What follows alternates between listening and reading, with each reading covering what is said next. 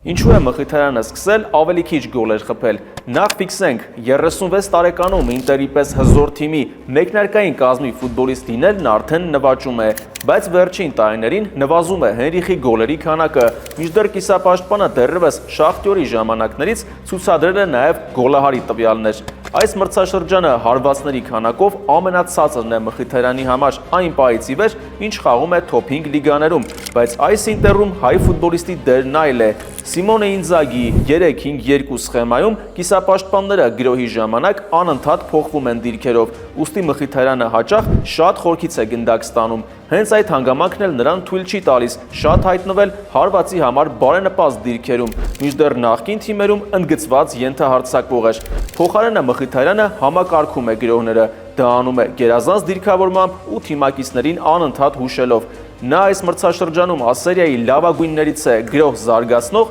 և դեպի գրոհի եզրափակիչ փուլ փոխանցումների քանակով։ Հենրիխը շարունակում է հիացնել նաև գոլային փոխանցումներով, որի ցուցանիշով ասերիայում վերջին 5 մրցաշրջանի լավագույնների հնգյակում է։ Մխիթարյանի դերը շատ մեծ է նաև պաշտպանության ցանկացած փուլում։ Ինձագին Հենոյին գերխելացի խաղացող է անվանում, իսկ դուք ինչպես կբնութագրեիք նրան։